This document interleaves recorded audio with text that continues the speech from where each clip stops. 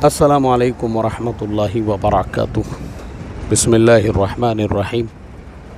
अहमदुहु व नुसल्ली अला रसूलिहिल करीम व अला आलिहि व अस्हाबिहि अजमाइन, अम्मा बाद। देखिए मोहतरम दोस्तों, ये दोहा शहर है और माशाल्लाह यहाँ पे एक से बढ़कर एक ख़ूबसूरत इमारतें इन्होंने तामीर की हुई है। देखिए, हमको लगता था कि दुबई में ही एक से बढ़कर एक इमारतें हैं, लेकिन माशाल्लाह दोहा शहर में ये डीसीसी का ये एरिया है। और मैं एक ऑफिशियल काम से यहाँ पे आया हूँ, तो जैसे ही मैंने ये नज़ारा देखा तो मैं सोचा चलो इसको अपने कैमरे के अंदर क़ैद कर लेते हैं, ताकि आप लोगों तक भी मैं ये पहुँचाऊँ और आप लोग भी इसको देख सको। देखिए माशाल्लाह, ये इमारतें आपको नज़र आ रही है। देखिए इस साइड में भी देखिए।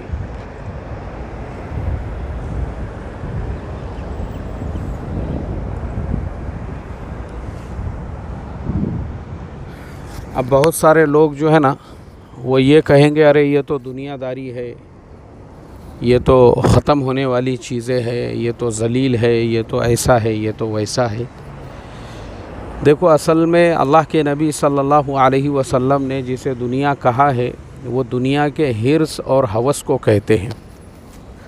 ये दुनिया की हिर्स और हवस नहीं है, बल्कि इन्होंने यहाँ पे दुनिया भर के जो फाइनेंशियल मराकिज़ थे उनको जगह देकर, अभी ये सब दुनिया के अलग अलग मुल्कों के फ़ाइनेंशियल मराकिज़ है यहाँ पे।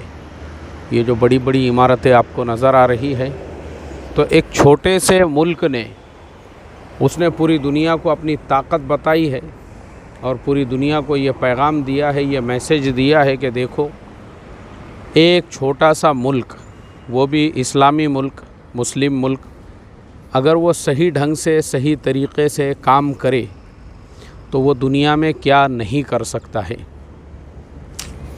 मैं यही पैगाम मुसलमानों को हमेशा देते रहता हूँ कि जिस कौम के पास में प्लान होता है, प्लान यानी जो कौम आगे का सोचती है और प्लानिंग से जो कौमें काम करती है ना, तो वही कौमें दुनिया के अंदर तरक्की करती है, वही कौमें दुनिया के अंदर अपना एक सिक्का जमाती है।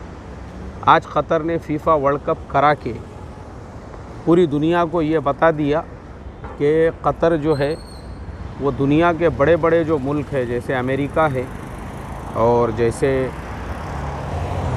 जर्मनी है और जैसे रशिया है, चाइना है, जापान है, उनसे कोई पीछे नहीं है, बल्कि वो अपनी ताकत में, अपनी आज़मत और सतवत के अंदर उनसे भी आगे बढ़ा हुआ है। क्योंकि आखिरी जो फीफा वर्ल्ड कप रशिया में हुआ था, रशिया ने उसके ऊपर $20 बिलियन खर्च किया था, कतर ने इसके ऊपर $220 बिलियन खर्च कर दिया, यानी उससे 200 गुना ज़्यादा, और पूरी दुनिया को बता दिया और पूरी दुनिया में अपना तारुफ़ करा दिया। आज पूरी दुनिया के अंदर कतर का चर्चा है और कतर ने इस फीफा वर्ल्ड कप को अपने लिए इस्लाम की दावत का, इस्लाम की तबलीग का ज़रिया बना दिया।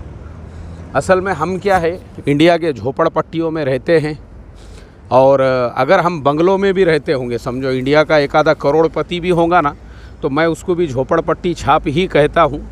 क्योंकि भले वो इंडिया के अंदर जो है करोड़पति रहे, इंडिया में जो है वो बड़े बंगले में रहे, हवेली में रहे, मगर उसकी जो मेंटालिटी है वो झोपड़पट्टी से आगे नहीं बढ़ पाती है। मैं ऐसे बड़े बड़े करोड़पतियों के साथ में उठता बैठता भी हूँ इंडिया के अंदर, तो मुझे अफसोस होता है उनकी मेंटालिटी पे, उनकी नफ्सियात पे, उनके ख़यालात पे, उनके सोचने के अंदाज़ पे। जब मैं उनके ख़यालात को देखता हूँ तो अफ़सोस करता हूँ कि ये अपने झोपड़पट्टी से बाहर निकलने को तैयार नहीं है। भले इसके पास में ऑडी कार आ जाए, भले इसकी लाइफ स्टाइल में जो है घर करोड़ों का आ जाए, तो हमारे यहाँ का जो झोपड़पट्टी छाप रहेगा वो यही सोचेगा, ये तो दुनियादारी है, ये दुनिया की हिर्स है, ये दुनिया की हवस है, ये दुनिया की मोहब्बत है, ये तो ऐसा है, ये तो वैसा है। क्योंकि वो बेचारे को उससे आगे की चीज़ें मालूम नहीं है। भले वो ख़ुद कितना दुनिया में गोते मार रहा हो, और कितने लोगों से जो है कर्ज़े लेके उसने खा गया हो, और कितने लोगों को उसने टोपी पहना दिया हो, और भले वो ख़ुद मस्जिदों में वो दंगल मचाने वाला हो, झगड़े करने वाला हो, अपनी मनमानी चलाने वाला हो, उचक बिल्ली खेलने वाला हो, भले वो कितने भी गोते मार रहा हो, लेकिन लोग एतराज़ करते, अरे अरब ऐसे है, अरे अरब वैसे है, अरे अरबों ने तो ऐसा किया, अरे अरबों ने तो वैसा किए। ये अपने झोपड़पट्टी के अंदर बैठ के जो है, जो लोग अरबों पे एतराज़ करते, क्योंकि उन भिखारियों की उतनी कैपेसिटी भी नहीं होती कि वो ज़्यादा ह्यूज और बड़ा जो है वो सोच सके और अपनी सोच को जो है थोड़ा सा वसी कर सके, क्योंकि उनका लेवल भी नहीं होता है, इसलिए वो सोच भी नहीं पाते हैं उतना ऊंचा। लेकिन ये अरब है, सहाबा की औलाद है। अल्लाह के नबी सल्लल्लाहु अलैहि वसल्लम के जो सहाबा थे, ये उन सहाबा की औलाद है। तो ये अरबों को अगर आप देखोगे तो आपको पता चलेगा कि इन अरबों की जो सोच है वो कितनी बड़ी है, इनके ख़यालात कितने ऊंचे हैं कि इन्होंने 220 बिलियन ख़र्च किए, पूरी दुनिया को अपने मुल्क के अंदर बुला लिया। आज पूरी दुनिया की कौमें इनके मुल्क में आई हुई है, लेकिन इन्होंने पूरी दुनिया को अपने मुल्क में बुलाकर इसको अपने लिए दावत का एक मैदान बनाया। ये अल्लाह के नबी सल्लल्लाहु अलैहि वसल्लम की वो सुन्नत है जिसमें ग़ज़वा हुनैन में अल्लाह के नबी ने मुशरिकीन मक्का को भी अपने साथ में लिया था। ये वाक़यात आपको कोई नहीं सुनाएंगे, क्योंकि उन लोगों को सुनाने वालों को बहलूल मजनून का वाक़या और बायज़ीद बुस्तामी ने जो यहूदी के साथ में मुनाज़रा किया था, उसके अलावा तीसरा वाक़या आएगा तो सुनाएंगे ना, उसके अलावा है ही नहीं सुनाने के लिए कुछ। तो इसलिए हमारे यहाँ पे हमको जोशीली जज्बाती मन घड़त बातें सुनाई जाती है और हम लोग उसी को दीन समझते हैं, उसी को इस्लाम, उसी को कुरान, उसी को हदीस और उसी पे आमन्ना व सद्दक़ना बोल के सजदा रेज़ हो जाते हैं। यह है हमारा मेंटल प्रॉब्लम।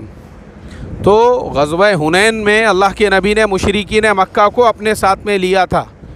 ये शायद आपने सुने नहीं होंगे, मगर सुन लो अभी कि ग़ज़वा उहद में भी बहुत सारे यहूदी मुसलमानों की तरफ से थे, ये भी आप लोगों को शायद पता नहीं होगा। तो ये सारी बातें हमको मालूम होना चाहिए। अल्लाह के नबी ने अपने वक्त के यहूद व नसारा को भी, उनके साथ में भी आपने मुआहदे किए, और मुशरिकीन मक्का जो थे उनको ग़ज़वा हुनैन में साथ लेकर चले, और उनको साथ लेकर चलने के बाद फिर अल्लाह के नबी सल्लल्लाहु अलैहि वसल्लम ने जो है वो हुनैन की लड़ाई में जब मुसलमानों को कामयाबी मिली, तो जो गनीमत का माल था, उस गनीमत के माल का एक बहुत बड़ा हिस्सा आपने मुशरिकीन मक्का के दरमियान में तक़सीम कराया, और वो जो नौजवान थे मुशरिकीन आपके साथ में। तो वो एक लंबा चौड़ा वाक़या है। मेरे सीरत के जो बयानात है वो हमारी प्ले लिस्ट में मौजूद है, उसके अंदर सुनेंगे आप आखिरी के वीडियोस, तो आपको समझ में आएगा। अल्लाह के नबी ने एक जामिया खुतबा उस वक्त में दिया था, जो सीरत की किताबों में सुनहरे अल्फाज के अंदर लिखा हुआ है। तो इस वाक़ये से ये पता चलता है कि अल्लाह के नबी की वो हिकमत थी दावत की, वही हिकमत पे ये अरब अमल कर रहे हैं। ये सुन्नत पे अमल करना है उनका। उन्होंने ये जो बड़ी बड़ी बिल्डिंगों की तामीर की और उन्होंने जो 220 बिलियन ख़र्च कर दिए, ये दावत की हिकमत है। क्योंकि मैं अभी यहाँ पे तकरीबन पिछले 5 दिनों से हूँ और मैं देख रहा हूँ कि कितनी कसरत से लोग यहाँ पे ईमान में दाखिल हो रहे हैं, और जो बाहर से आए हुए लोग हैं, मैं ख़ुद ऐसे 50 लोगों से मिला हूँ जो यहाँ आने के बाद उन्होंने इस्लाम कबूल किया,